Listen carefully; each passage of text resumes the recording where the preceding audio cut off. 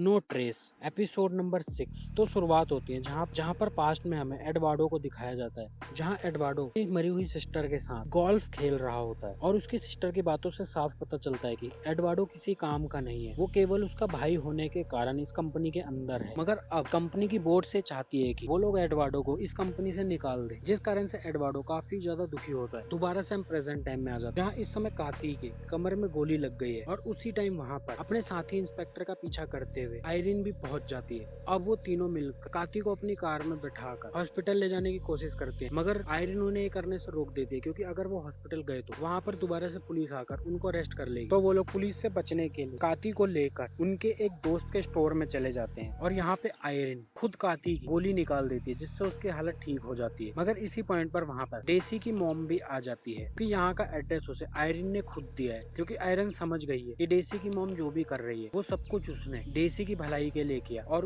उन रसियन को भी वो इसीलिए वहाँ पर लेकर आई ताकि वो इस लफड़े से बाहर निकल सके। और साथ में अब वो दोनों जब एक दूसरे से बात करती है तो उनका रिश्ता थोड़ा गहरा हो जाता है, और डेसी को ये बात समझ में आ जाती है कि उसकी मॉम ने जो भी किया वो सब उसकी भलाई के लिए किया। दूसरी तरफ अब नेस्टर अपनी उस गर्लफ्रेंड के साथ मिलकर रसियन के उस दोनों लड़कों को जेल से बाहर निकलवा देता है, और वो सभी मिलकर दोबारा से काती और डेसी को ढूंढना शुरू कर देते हैं। तो अब वो सभी लड़कियां मिलकर उस प्रोस्टिट्यूशन को ये बात बताती हैं कि अगर वो चलकर जज के आगे सारी सच्चाई बता दे तो शायद वो बच सकती है, जिसके लिए वो मान जाती है। मगर आयरिन उन सबको समझाती है सबूत एडवर्डो के खिलाफ काफी नहीं रहेगा, उन लोगों को और भी सबूत चाहिए उसके खिलाफ। तो अब काती और डेसी आयरिन को बताती है कि जिस समय वो दोनों एडवर्डो की कार की पार्किंग में छुपी हुई थी तो उन दोनों ने एडवर्डो को एक गोल्फ स्टिक को अपनी कार की डिक्की में छुपाते हुए देखा था। अब ये बात सुनते ही आयरिन बताती है उसकी बहन की मौत सर पर काफी भारी चीज लगने के कारण हुई है, और शायद उसी गोल्फ स्टिक से उसने अपनी बहन को जान से मारा होगा, और अगर वो गोल्फ स्टिक उनको मिल जाए तो वो भी एक बड़ा सबूत होगा उसके खिलाफ। तो अब गोल्फ स्टिक को ढूंढने के लिए आयरिन और डेसी दोनों बाहर निकल जाती है, और डेसी की मॉम काती की देखभाल करने के लिए उसी स्टोर में रुकती है। अब उनके जाते ही काती के पास उसके भगोड़े हस्बैंड का फोन आता है, और वो फोन आते ही काती उसे फोन पर काफी ज्यादा गालियां देती है, लेकिन उसका हस्बैंड उसे बताता है वो डर गया था कि कहीं डेसी के कारण वो सब फंस ना जाए, और वो अब जल्दी ही उन दोनों के लिए डॉक्यूमेंट्स बनवा कर वापस आएगा, और उसकी इच्छा हो तो वो उसके साथ चल सकती है। अब यहाँ दूसरी तरफ जिस समय आयरिन और डेजी एडवर्डो को फॉलो कर रही होती है, तब वो देखती है कि एडवर्डो जाकर नेस्टर से मिलता है, और अब वो नेस्टर और अब एडवर्डो के पास एक वीडियो होता है जिसके अंदर नेस्टर और उसकी गर्लफ्रेंड एक साथ होती है, और ये दिखाकर अब एडवर्डो नेस्टर को ब्लैकमेल करता है, और वो उसे बोलता है कि अगर उसने उसकी बात नहीं मानी तो वो ये सबूत बाहर निकाल देगा, जिस कारण से वो काफी बड़ी मुसीबत में फंस जाएगा, और उसकी बहन का मौत का जिम्मेदार वही कहलाएगा, क्योंकि लोगों को लगेगा उसने अपनी गर्लफ्रेंड के लिए अपनी वाइफ को मार दिया। और अब नेस्टर एडवर्डो की पूरी तरह से कंट्रोल में आता दिखता है, तो अब नेस्टर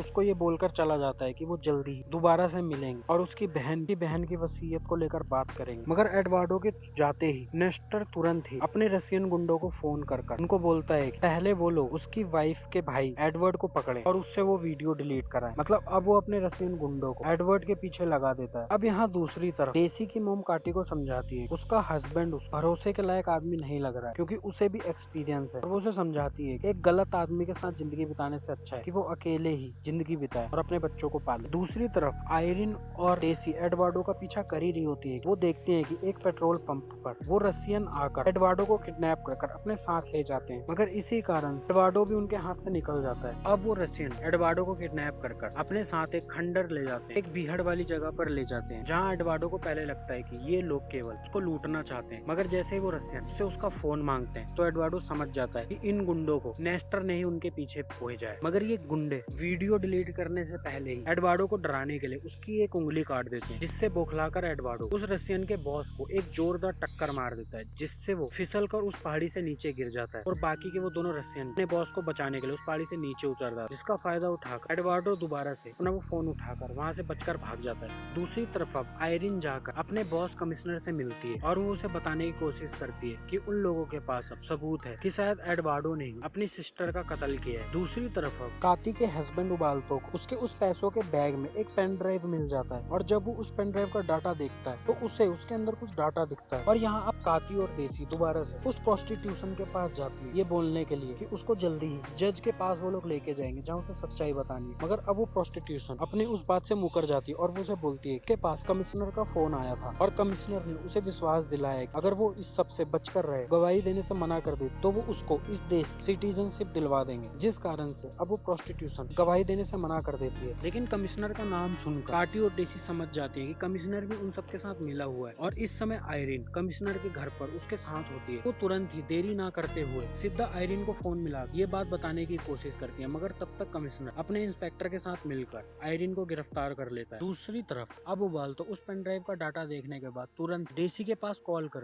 उसे बताता है कि उसको सबूत मिले हैं एडवार्डो ने नहीं नेस्टर ने ही अपनी वाइफ को कत्ल किया है और इस पेन ड्राइव के अंदर उस चीज के सबूत हैं। मगर इसी पॉइंट पर ये एपिसोड नंबर 6 भी खत्म हो जाता है।